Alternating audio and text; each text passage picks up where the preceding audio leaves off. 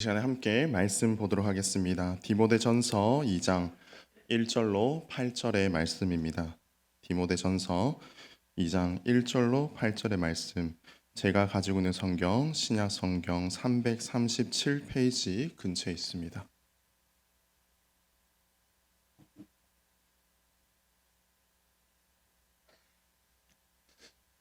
우리 다 찾은 줄 알고 한 절씩 교독하겠습니다. 그러므로 내가 첫째로 권하노니 모든 사람을 위하여 간구와 기도와 도고와 감사를 하되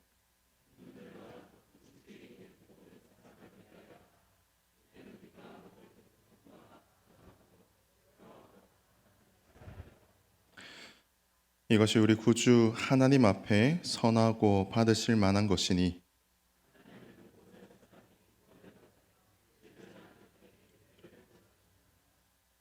하나님은 한 분이시요 또 하나님과 사람 사이의 중보자도 한 분이시니 곧 사람이신 그리스도 예수라.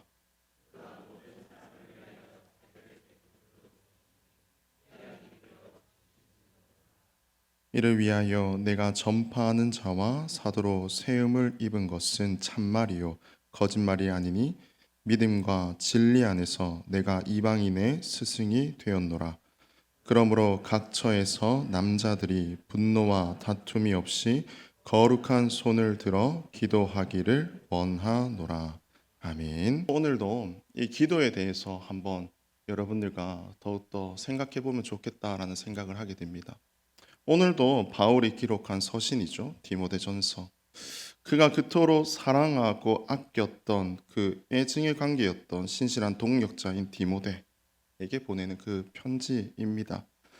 디모데는 바울이 믿음으로 난 아들이다라고 칭할 정도로 바울의 각별한 사랑을 받았던 자가 바로 디모데였고, 그리고 바울이 옥중 가운데 처해 있을 때에도 그를 찾아와서 그와 함께 수종 들었던 자가 바로 디모데였다라는 것을 볼 수 있습니다. 디모데는 헬라인 아버지와 유대인 어머니 사이에서 태어난 자였죠. 그리고 그는 어릴 때부터 외조모 로이스와 어머니 유니게로부터 그 믿음의 유산을 잘 물려받았던 사람이었습니다. 그렇기 때문에 바울이 1차 전도 여행 때 루스드라에서 복음을 전할 때 이 디모데를 처음 만났고, 그리고 디모데는 그때 당시에 그 복음을 접하고 난 이후, 그리고 바울이 2차, 3차 여행을 다녔을 때에도 그와 함께 또한 동행하였던 것이 바로 디모데였던 것을 우리는 보게 됩니다. 그처럼 디모데는 바울과 함께 영적인 공유를 하였고, 또한 영적인 공감을 통하여서 하나님께서 그들의 인생을 어떻게 디자인하시고 함께 하시는가에 대해서 무엇보다도 실천적이고 실제적으로 구체적으로 경험하였던 자가 바로 디모데였다라는 것을 볼 수 있죠. 저는 바라옵기는 여기에 있는 우리 모든 농공의 성도님들의 삶이 이 디모데와 같이 정말 하나님의 그 믿음 안에 구체적이고 실천적인 그 믿음의 행위가 드러날 수 있는 모든 성도님들의 삶이 다 될 수 있기를 간절히 바랍니다. 디모데는 그렇게 바울로부터 하나님의 그 말씀과 은혜를 접하였고, 또한 바울과 함께 전도 여행을 통하여서 또한 그가 맡겨진 사역지에서도 그는 언제나 충실하게 신실하고 진실하게 주의 말씀을 전파하며 또한 그 말씀 앞에 살아내고자 노력하였던 자가 바로 디모데였다라는 사실을 우리는 보게 됩니다. 하지만 디모데가 그 당시에 에베소에서 그 하나님의 말씀을 증거하고 함께 사역하는 그 당시의 시대는 매우 영적으로 혼탁하고 세상은 소동이 일어났던 시대였다라는 것을 우리는 기억해야 합니다.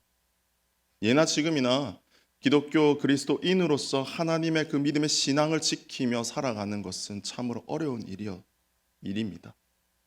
이 당시에 디모데가 사역하고 있었던 그 당시에 로마 제국의 그 실태와 그 상황은 이루 말할 수 없는 어려움과 곤란과 환난 가운데 처해 있었다는 것을 보게 되죠.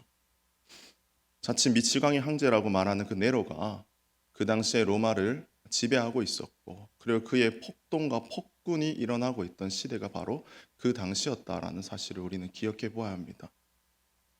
네로는 그 당시에 자신이 처해 있었던 그러한 정신적인 질병과 병력을 통하여서 그는 언제나 미치광이처럼 노래하기를 좋아했고 미치광이처럼 시를 짓기를 좋아했었습니다. 그 미친 그 행위가 어떻게까지 번져졌는가 하니까 그가 심지어 가옥들과 그 모든 재물들이 불에 타는 모습을 보면서 희낙낙거리며 그것을 보며 시를 짓고 그것을 보며 노래하였던 정신적인 질병을 앓고 있었던 자가 바로 네로였다는 것이죠. 그러한 시민들의 폭동과 폭군에 맞서서 네로는 더 이상 그의 힘으로 진압할 수 없게 되자 그가 들었던 카드가 무엇이었는가? 그 당시에 기독교인이었습니다. 기독교인들이 그러한 불을 질렀고 기독교인들이 그러한 상황들을 만들었다라고 그렇게 그들에게 모든 잘못을 전가시켰던 거죠.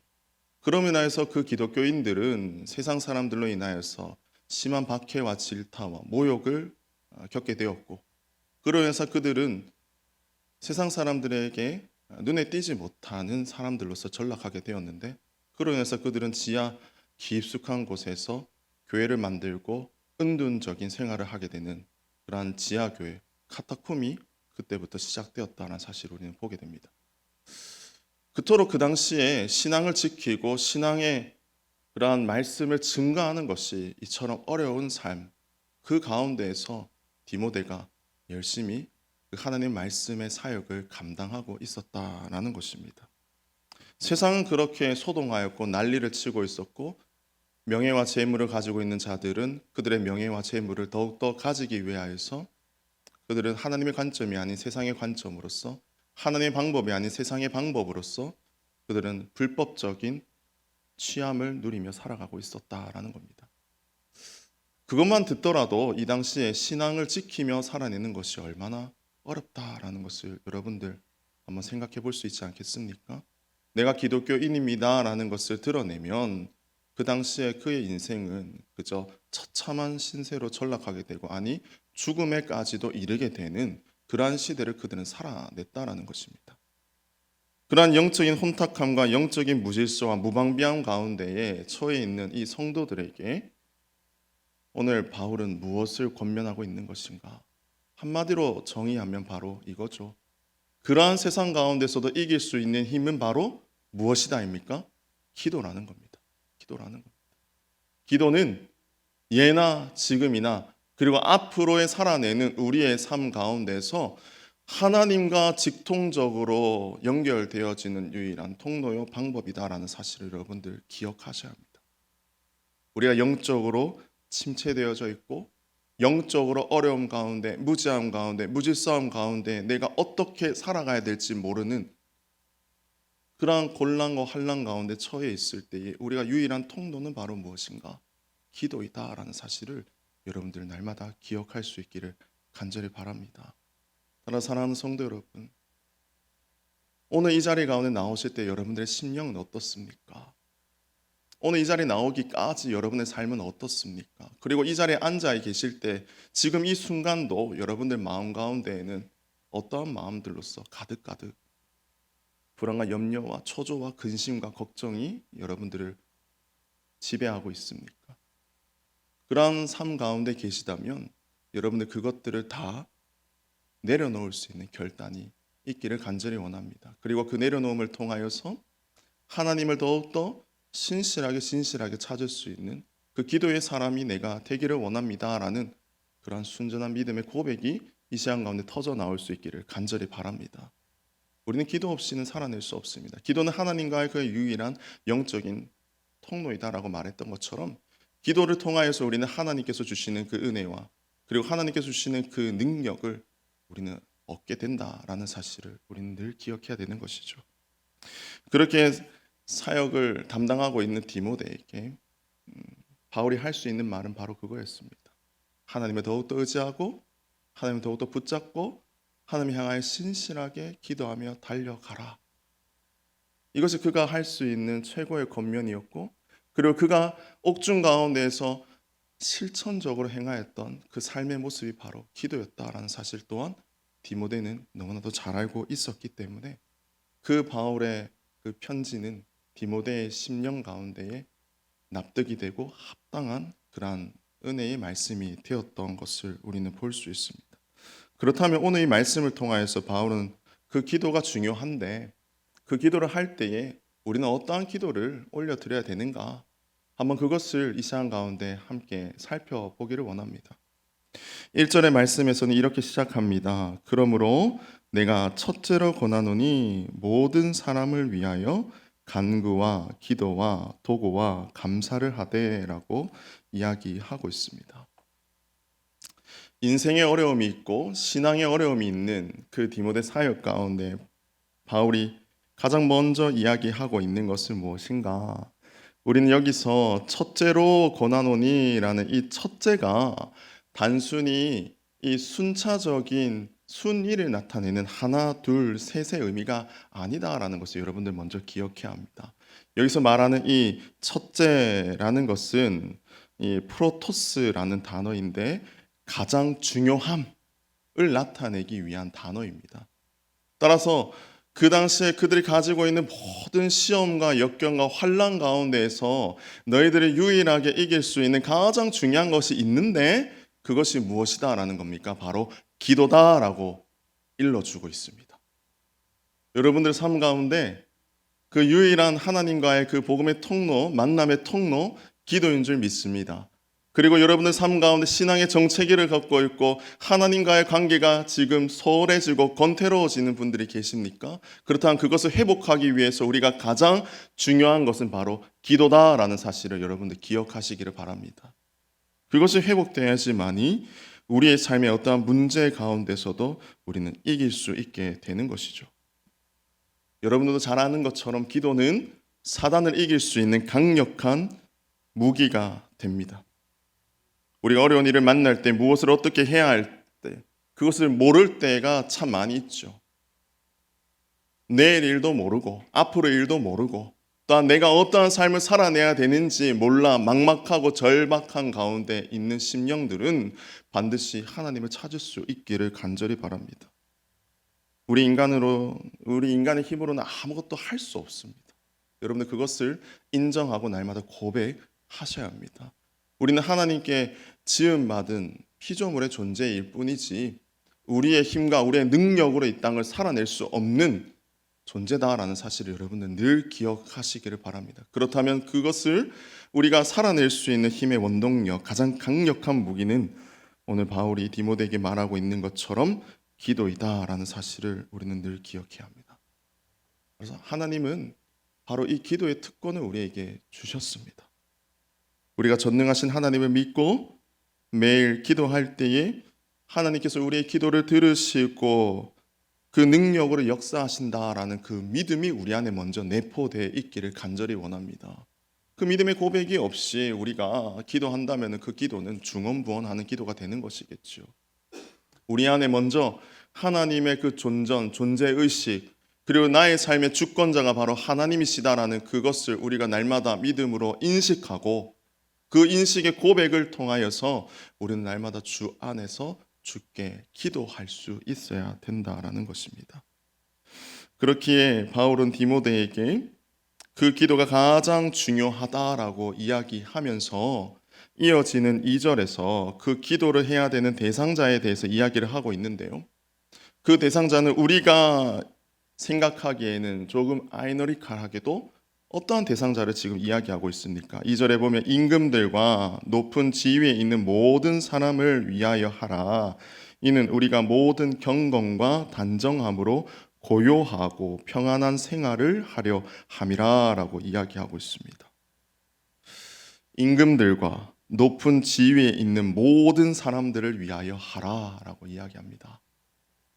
지금 이 편지를 받고 있는 그 당시 삶의 모습이 어떻다라고 얘기했습니까? 네로의 폭군으로 인하여서 그 미치광이의 그 광기적인 그러한 행위를 통하여서 기독교인들은 너무나도 억울한 삶을 지금 살아내고 있는 것 아니겠습니까? 그런데 바울은 그러한 삶 가운데 있는 자들에게 가장 너희들의 기도는 중요한데 그 기도를 해야 되는 구체적인 대상자가 누구다라고 얘기합니까? 세상의 권세 잡은 자들을 위해서 기도해야 된다라고 이야기하고 있습니다. 여러분들이 만약 앞서서 얘기했던 것처럼 그 당시 성도들이 처해 있는 상황 가운데 있다라고 우리가 가정해 봅시다. 모든 사람들인 자신들의 목숨을 빼앗을 그러한 신앙을 대적하는 정부의 관료들, 그리고 우리의 원수된 자들을 위해서 여러분들이 기도할 수 있겠습니까? 내 마음을 품기 힘든 사람들을 위해서, 내가 저주하고 싶을 정도로 미운 사람들을 위해서 여러분들은 기도하시고 계십니까? 하지만 오늘 바울은 오히려 모든 사람들을 위하여서 간구와 기도와 도구와 감사를 하라라고 강력하게 권하고 있습니다. 우리는 우리와 관련돼 있는 자들을 위해서 기도할 때가 참 많이 있습니다. 그리고 그들을 위해서는 간절하게 기도할 수 있습니다. 하지만 나와 아무런 관련이 없고, 그리고 나를 위해서 대적하는 자들을 위해서 기도하기란 매우 어렵다라는 사실을 우리는 알 수 있죠. 이것을 강조한 이유는 무엇일까요? 기도는 우리의 그 신앙 가운데에서 터져 나오는 울부짖음이다라는 사실을 여러분들 기억하시기를 바랍니다. 사랑의 하나님을 우리가 절대적으로 믿고 따르며 나아갑니다라고 고백하는데, 우리가 그 하나님이 걸어가신 길 위에 그 길을 올곧게 걸어가지 못한다면 우리의 신앙의 고백이 되는 기도 또한 허공에 울리는 소리가 될 수밖에 없다라는 사실을 여러분들 기억하십시오. 내 마음에 악이 있습니다. 내 마음에 품지 못하는 사람들을 가득가득 내 속에 채워놓고 기도하고 있는데, 그 기도가 어떤 선한 기도가 될 수 있겠습니까? 우리가 먼저 하나님 앞에 울림의 기도가 일어나기 위해서는 우리 안에 그 품고 있는 모든 악함들을 다 내려놓고 내 안에 있는 그 정결함과 정죄함을 위해서 내가 더욱더 회개하며 깨어 나아갈 수 있는 신실한 믿음의 삶들이 다 될 수 있기를 간절히 원합니다. 우리는 그렇게 품고 또한 내 삶에 있는 모든 죄악된 더러움들을 먼저 하나님 앞에 고백하며 나아갈 수 있는 자가 되어야 된다는 사실을 여러분들 기억하셔야 됩니다. 그렇기 때문에 믿음의 신앙으로서 살아가는 것은 너무나도 어렵다라는 것이죠. 그저 내가 가지고 있는 것들, 내 안에 있는 것들, 내 삶에 있는 것들, 내 상황 안에 있는 것들을 위해서 기도하기란 쉽죠. 할 수만 있다면 더 구할 수 있죠. 하지만 나와 관련 없는 사람들, 나와 원수된 자들을 위해서 여러분들 얼마나 그들을 위해서 기도하고 계십니까? 우리 안의 신앙은 그러한 회복의 신앙으로서 일어나야 된다라는 겁니다. 내 안에 다른 이들을 용납하지 못하고 내 안에 다른 이들을 더욱더 멸시하고 천대하고 그들을 위해서 증오하고 저주한다면 우리는 그 당시에 기독교인들을 비방하고 모욕하고 멸시하는 자들과 별반 다르지 않다라는 사실을 여러분들 기억하셔야 합니다. 그렇기 때문에 바울은 그러한 신앙의 고난과 환난 가운데 있다 할지라도 철저하게 우리 안에 하나님 닮아가기 위한 그러한 신앙의 기초가 우리 안에 회복되어야 된다라는 것을 강력하게 이야기하고 가르쳐주고 있다라는 것을 우리는 보아야 되는 것이죠. 그렇게 내 안에 있는 그 모든 쓴뿌리들, 내 안에 있는 그러한 억울함들, 증오심, 이러한 것들을 다 주 앞에 내려놓고 그것을 우리가 간구하며 나아갈 때에 하나님께서는 우리의 인생을 어떻게 하신다는 겁니까? 2절 후반절에 보게 되면 모든 경건과 단정함으로 고요하고 평안한 생활을 하려 함이라 라고 이야기하듯이 내 안에 있는 그 모든 죄악된 것들을 다 떨쳐내고 그것을 고백하며 나아갈 때에 우리 안에는 참 평안과 참 하나님과의 그러한 은혜가 임하여지게 된다라는 것을 여러분들 기억해야 합니다. 그렇게 우리가 기도 생활을 하며 먼저 나아갈 때에 그 기도 생활 중에서 우리가 먼저 하나님 앞에 고백해야 되는 것, 가장 중요한 것은 무엇일까요? 내 안에 있는 가장 연약함들, 내 안에 가장 죄된 것들, 내 안에 가장 쓴 뿌리들, 이런 것들을 다 주 앞에 내려놓고 고백하는 삶, 그리고 나보다 더 나를 증오하고 저주하는 그런 모든 사람들까지도 품을 수 있는 그런 넉넉한 믿음의 자세, 이러한 것들이 우리 안에 회복되기 위한 그러한 기도를 하나님 앞에 올려드릴 수 있는 저와 여러분들의 삶이 다 될 수 있기를 간절히 원합니다. 그러한 삶을 드릴 때에 우리의 인생은 하나님과 직접적인 그러한 관계와 영향적인 은혜 가운데에 누리게 된다라는 것을 여러분들 기억해야 되는 것이죠. 이어지는 3절과 4절에서 바울은 또한 무엇을 얘기합니까? 이것이 우리 구주 하나님 앞에 선하고 받으실 만한 것이니 하나님은 모든 사람이 구원을 받으며 진리를 아는 데 이르기를 원하시느니라 라고 이야기하고 있습니다. 모든 사람을 위한 기도는 하나님 앞에서 어떻다는 것입니까? 가장 선하고 기뻐하시는 기도가 된다라는 것입니다. 그리고 하나님은 그러한 기도를 통해서 모든 사람이 구원받기를 원하신다라고 이야기하고 있는 거예요. 따라서 믿음의 백성들은 우리의 인생만을 두고 기도하며 살아가는 것이 아니라 내가 받은 그 구원의 은혜, 구원의 감격, 이 모든 것들이 또한 동일하게 세상 모든 사람들에게 임하여 질 수 있도록 그것을 품고 기도하는 자가 돼야 된다라는 것을 이야기하고 있습니다. 기도는 1차원적인 기도가 아니라고 계속적으로 반복하였습니다. 우리의 기도의 그 스펙트럼이 점점 넓어질 수 있기를 간절히 원합니다. 나를 위한 기도는 이제 뛰어넘어야 합니다. 나의 가족들만에 국한되어져 있는 기도는 뛰어넘어야 합니다. 우리의 공동체만을 위해서 기도하는 이 기도 또한 우리는 뛰어넘을 수 있어야 합니다. 이제는 세상을 위해서 그리고 나를 더욱더 대적하는 자들을 위해서 그들을 품고 기도할 수 있는 넉넉한 신앙의 자세가 우리 가운데 회복되어져야 된다는 거죠. 그러한 신실함을 통하여서 그들 또한 하나님의 자녀로서 하나님의 백성으로서 하나님의 구원받은 자들로서 그들의 그러한 은혜가 임하여질 수 있기를 우리는 그들을 위해서 간구할 수 있어야 되는 것을 이야기합니다. 오히려 환난이 찾아올 때에 우리는 기뻐할 수 있어야 되고요. 오히려 고난이 찾아올 때에 그 고난을 통하여서 우리는 더욱더 감사의 기도를 올려드릴 수 있는 것, 이것이 바로 신실하고 진실한 신앙의 바른 자세이다라는 것을 바울은 계속적으로 이야기해 주고 있는 것입니다.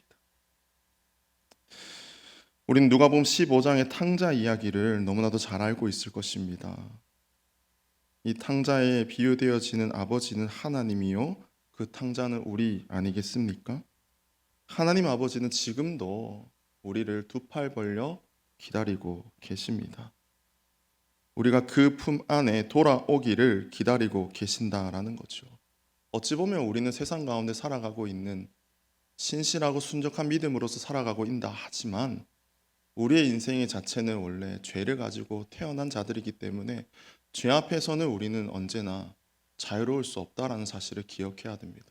그렇게 우리는 언제나 어느 순간 매 순간마다 탕자와 같은 삶을 살아갈 수밖에 없다라는 사실을 기억하시면서 그러한 삶 가운데 있다 할지라도 하나님 아버지께서는 언제나 우리를 기다리시고 그 넓은 팔로 우리를 안아주신다라는 그 믿음을 가지고 이제는 그 믿음이 나에게만 국한되어지고 나에게만 종속되어지는 믿음이 아닌 세상을 향하여서 여러분들이 날마다 그것을 실천하며 나아갈 수 있어야 된다라는 사실을 기억하셔야 합니다. 따라서 바라기는 우리 사랑하는 농공교회가 이 세상 그리고 이 지역을 품고 정말 달려갈 수 있는 복음의 전초기지가 될 수 있기를 간절히 바랍니다. 우리는 품어야 합니다. 기도해야 합니다. 우리의 공동체를 뛰어넘어서 이 지역을 위해서 날마다 품고 기도할 때에 이 지역에 죽어가는 탕자들이 하나님께로 돌아오는 놀라운 역사를 여러분들 맛보아 알아야 되지 않겠습니까? 그러한 삶을 여러분들 날마다 살아낼 수 있기를 간절히 원합니다. 바울은 신실한 동역자들에게 그러한 것을 계속적으로 일러주는 이유는 무엇입니까? 그것이 바로 우리가 마땅히 하나님께로부터 받은 사명이요 소명이기 때문입니다. 우리는 그것을 늘 기억하며 이 땅을 살아내야 되는 것이죠. 요한복음 3장 16절은 우리가 잘 알다시피 이렇게 고백하고 있지 않습니까? 하나님이 세상을 이처럼 사랑하사 독생자를 주셨으니 이는 저를 믿는 자마다 멸망치 않고 영생을 얻게 하려 하심이라. 우리가 이미 그 영생을 얻고 구원을 얻은 자라면은 그 하나님께로부터 받은 그 은혜를 이제는 세상 가운데 흘러보낼 수 있는 그러한 중보자의 역할이 다 될 수 있기를 간절히 원합니다. 5절에서도 바울은 이렇게 얘기하죠. 하나님은 한 분이시요 또 하나님과 사람 사이의 중보자도 한 분이시니 곧 사람이신 그리스도 예수다라고 이야기하고 있습니다. 원문을 보게 되면 이 한 분이라는 말을 강조하고 있습니다. 하나님은 한 분이시고 중보자도 한 분이라는 거예요. 근데 종교다운주의자들은 보면은요, 이렇게 얘기하죠. 산의 정상에 오를 수 있는 길은 여러 길이 있듯이 하나님께로 이를 수 있는 길도 여러 길이 있다라고 주장하고 있습니다. 이것은 틀린 주장이겠죠. 우리는 꼭 그리스도를 올곧게 믿어야지만이 구원의 길 가운데 나아갈 수 있다는 사실을 여러분들 기억해야 합니다. 따라서 우리는 우리의 인생 가운데 어떠한 환난과 어떠한 고난이 찾아온다 할지라도 그 하나님께서 한 분이시다라는 사실, 유일한 신은 바로 여호와 하나님밖에 없다라는 이 절대적인 믿음이 흔들리지 말아야 되는 것입니다. 왜 5절과 같이 바울은 이 말씀을 중간에 삽입하고 있는 것인가? 그 당시에 시대적인 왕제의 그런 독재, 독선, 그것들로 인하여서 그들의 일단 처절함 뿐만 아니라 그 당시에 일어나고 있었던 위배되는 거짓 사도들의 활동들 또한 그들의 신앙관의 가치를 무너뜨리고 있었다라는 사실입니다. 오늘 우리가 읽어보진 않았지만 1장 20절의 말씀을 보게 되면 이렇게 얘기하고 있어요. 그 가운데 후메네오와 알렉산더가 있으니 내가 사탄에게 내준 것은 그들로 훈계를 받아 신성을 모독하지 못하게 하려 함이라 라고 이야기하고 있습니다. 이 당시에 거짓 사도인 이 후메네오와 알렉산더에 대해서 바울이 정확하게 지목하고 있으면서 그들이 그 당시에 교회 공동체, 신앙 공동체 가운데에 거짓 교사들로서 잘못된 신앙의 가치관의 가르침을 통하여서 그들의 신앙의 관점을 위배하고 그들의 공동체를 와해시키는 그러한 영향을 하고 있더라라는 것을 명명백백 이야기하고 있습니다. 그렇기 때문에 믿음의 사람들은 기도와 간구를 통하여서 세상에 있는 권세 잡은 자들 또한 우리가 품지 못하는 자들을 위해서 기도하는 것뿐만이 아니라 그들의 세상 가운데 그들의 신앙 가운데에 위배되어지는 그런 영적인 전쟁 가운데서도 분별할 수 있는 능력이 바로 이 기도 가운데 나타남을 이야기하고 있더라는 것이죠. 따라서 우리 가운데에 날마다 이 기도를 통하여서 하나님께서 우리에게 주시는 선한 영향력 그리고 그 중에서도 하나님의 그 영적인 분별력이 우리 가운데 날마다 일어날 수 있기를 원합니다. 우리는 영적으로 깨어 있어야 합니다. 그리고 영적으로 반응할 수 있어야 합니다. 우리는 더 이상 잠자는 자들로서의 신앙을 살아가는 것이 아니라 우리가 날마다 하나님을 찾고 부르짖을 수 있는 우리의 영적으로 민감히 깨어 있는 자가 되어야 된다는 사실을 여러분들 기억할 수 있기를 간절히 바랍니다. 제가 7살 아들을 지금 키우고 있지 않습니까? 그러면서 저도 육아에 가장 관심이 많겠죠. 그러면서 최근에 이러한 것을 보았습니다. 자녀 중에 가장 질문이 많고 그것을 많이 물어보는 자녀는 어릴 적부터 부모의 사랑을 많이 받은 자녀다라는 그것을 본 적이 있습니다. 저희 하율이는 정말 떠벌이에요. 말이 많아요, 진짜. 우리 유치부 교사들은 잘할 텐데요. 인사하라 하면 인사 잘 안 해요. 근데 1대1로 있으면 참 말이 많습니다. 질문이 많습니다. 근데 제가 그것을 보지 않았을 때에는 이 아이가 그래 이 나이 때 그럴 수 있겠거니 하지만 그게 도가 지나칠 때는 참 귀찮죠. 하지만 그 기사를 보고 난 다음에는 이게 바로 사랑의 표현이구나라는 것을 알게 됩니다. 그처럼 저희도 신앙의 사랑의 표현, 아버지에 대한 표현이 바로 저는 기도가 돼야 된다라고 생각합니다. 여러분들 힘들 때마다 아버지 찾아야 되지 않겠습니까? 그래서 사랑의 관심, 사랑의 그러한 라포가 형성되어져 있을 때만이 아버지를 찾고 또한 대화를 청하는 것처럼 우리 인생 가운데서도 아버지와의 그 영적인 라포가 날마다 형성되어져 있기를 간절히 원합니다. 더 이상 우리는 아버지와의 대화가 단절된 10대 사춘기와 같은 신앙을 버릴 수 있기를 바랍니다. 단지 용돈이 필요할 때마다 아버지를 찾는 그러한 1차원적인 신앙이 되는 것이 아니라 언제나 아버지와 함께 동행하기를 원하는 그러한 넉넉하고 철든 신앙의 삶을 우리가 살아낼 수 있기를 간절히 바랍니다. 저도 결혼 전에는 아버지와의 관계가 참 서먹했어요. 아버지가 참 친구 같고 정말 친한 아버지였는데 10대 사춘기가 되고 나니 아버지와의 대화가 단절되어지고 그 말수가 참 줄어들더라고요. 근데 결혼을 하고 아이를 낳고 그런 아버지의 그러한 삶을 살아가다 보니까 이제는 아버지의 그 심정을 이해하게 되고 좀 아버지와의 그런 대화가 깊어지고 늘어가는 것을 보게 됩니다. 우리의 신앙이요, 그런 것 같습니다.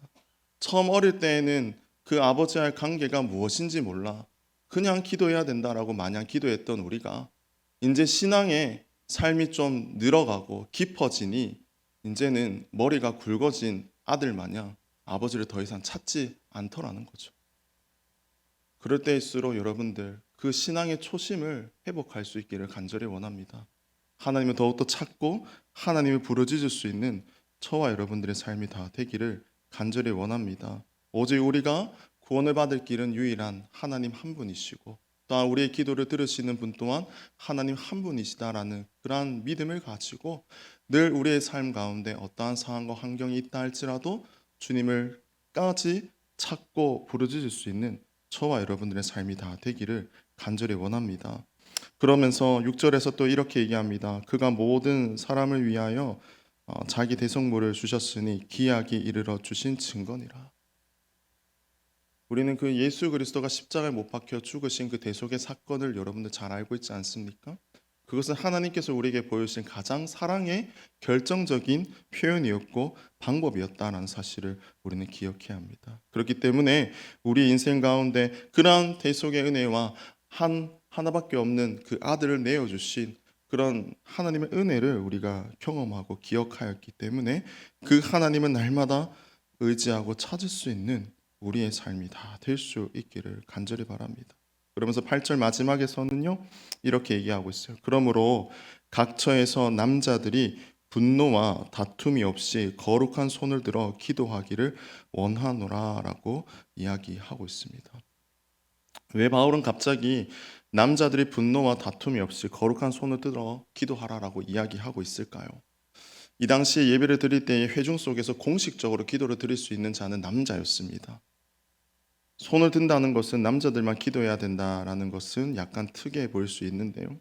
하지만 유대인들과 초대 그리스도인들이 기도했던 방법이 바로 이것이었다는 거죠. 남자가 대표로 기도를 하고 그가 하늘을 향하여서 두 손을 든 채 이렇게 기도를 하였다라는 것입니다.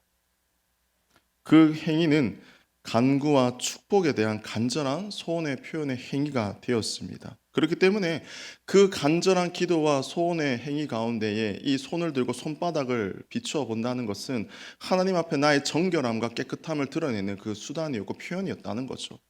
그런데 그의 손이 정결하지 못하고 깨끗하지 못하다는 것은 무엇을 뜻할까요? 그것은 손의 외적인 더러움이나 이런 것을 표현하는 것이 아니라 그의 내면의 상태가 얼마나 하나님 앞에 신실하고 진실하고 정결한 삶을 살아내고 있는가, 이것을 나타내 보이는 거였습니다. 따라서 바울이 이 디모데에게 이 8절을 통해서 이야기하는 것은 무엇일까요? 우리가 겉으로 외식되어지는 신앙생활을 이제는 탈피할 수 있어야 된다는 거죠. 우리 안에 정말 내면의 깨끗함, 순결함, 온전함, 이것이 회복되어져야 된다라는 것을 다시 한 번 더 강조하며 이야기하고 있는 것입니다. 따라서 사랑하는 성도 여러분, 오늘은 이 디모데전서 이 2장 1절로 8절 말씀을 통하여서 기도에 대해서 다시 한 번 더 살펴보자라고 이야기했습니다. 여러분들, 이 기도를 올려드릴 때에 우리의 마음이 먼저 정결해질 수 있기를 간절히 원합니다. 그리고 이 기도를 들으시는 분은 바로 여호와 하나님 한 분밖에 없다라는 사실이 우리 가운데 날마다 기억되어질 수 있기를 간절히 원합니다. 우리가 세상의 그 권세 잡은 자들을 위해서도 기도할 수 있어야 되고요. 그리고 나를 대적하는 자들을 위해서도 품고 기도할 수 있어야 되는데, 근데 그 기도를 올려드리기 전에 먼저 우리가 해야 되는 것은 무엇이다라고 했습니까? 내 안에 있는 그 더럽고 추악한 것들을 다 내어버리는 회개의 기도, 정결함의 기도, 이것이 우리 안에 먼저 회복되어질 수 있어야 된다라는 것을 이야기했습니다. 따라서 사랑하는 성도 여러분, 우리가 앞으로 이제 기도할 때요, 먼저 우리 안에 있는 내면의 것들, 그 쓴뿌리들, 더러운 것들, 죄된 것들, 이것을 먼저 하나님 앞에 고백하시기를 바랍니다. 그리고 기도를 하실 때에 더욱더 우리가 1차원적인 기도를 떠나서 이제는 고차원적인 기도를 올려드릴 수 있기를 원합니다. 내게 더욱더 나를 위해서, 나의 가정을 위해서, 내 주변에 있는 자들을 위해서 기도하는 것들을 이제는 더욱더 나를 위한 기도가 아닌 나를 품지 못하는 자들을 위해서, 세상을 위해서, 이들을 위해서 더욱더 차원적인 기도를 올려드릴 수 있는 저와 여러분들의 삶이 다 되기를 간절히 원합니다. 그래 기도할 때에 우리 마음이 더욱더 청결해져야 돼. 그래 기도하는 모습을 통하여서 우리가 다른 사람들의 어떠한 외식적인 시선의 의식에 이끌려 기도하는 자가 되는 것이 아니라 정말 하나님과의 그러한 신실한 내면의 그러한 교제, 교통, 소통 이것이 일어날 수 있는 하나님과의 그러한 1대1의 어떠한 진실한 기도자 이러한 삶을 살아낼 수 있는 저와 여러분들의 삶이 다 될 수 있기를 간절히 원합니다. 이제 23년도가 이제 며칠밖에 남지 않았습니다. 사랑하는 성도 여러분, 여러분들 이 한 해를 돌아보시면서 여러분들의 인생 가운데 정말 하나님께서 부어주신 그 은혜, 크고 작던지 간에 그 은혜가 다들 있지 않습니까? 그 은혜를 여러분들 기억하시고요. 또한 맞이할 이 24년 새해에 정말 내가 하나님과의 그러한 관계, 영적인 관계 내가 한 번 더 깨어 보겠습니다. 정말 하나님 부르짖고 하나님 찾는 그 자리 내가 사모하며 나아가겠습니다. 그러할 때 그 24년 한 해는 이때까지 내가 살아왔던 삶에서 맛보지 못하였던 하나님께서 운행하시고 하나님께서 역사하시는 그 놀라운 은혜를 맛볼 수 있는 저와 여러분들의 삶이 다 될 수 있기를 간절히 원합니다. 이번에는 특별 새벽 기도회를 진행 중에 있죠. 여러분들 정말 그 특별 새벽 기도회를 통하여서 다시 한 번 더 우리의 신앙, 우리의 삶이 다잡아지게 되기를 원하고요. 그리고 그 새벽 기도를 통하여서 말씀의 은혜 여러분들 받기를 원합니다. 그리고 기도 가운데 하나님께서 정말 주시는 그 큰 은혜 이것들을 통하여서 여러분들이 이번 특별 새벽 기도에서도 정말 내가 기대하지 못하였던 그 하나님의 신실하신 은혜를 경험하고 그 경험을 통하여서 내가 정말 믿음의 사람으로서 하나님 앞에 내가 헌신하며 충성되이 내게 주신 사명 잘 감당하겠습니다 라고 살아낼 수 있는 저와 여러분들의 삶이 다 될 수 있기를 간절히 바랍니다. 그러면 이 시간에 우리 자신을 위해서 이렇게 한번 다짐할까요? 내가 기도의 사람이 되겠습니다. 다시 한번 이렇게 고백합시다. 하나님, 내게 그 첫 마음을 회복해 하옵소서. 하나님과 만남, 그 떨림, 순전함, 그 고백이었던 첫 마음, 첫 신앙 이것을 회복하여서 정말 어린아이와 같은 신앙으로서 하나님 앞에 기도하며 달려갈 수 있는 저와 여러분들의 삶이 다 될 수 있기를 간절히 바랍니다.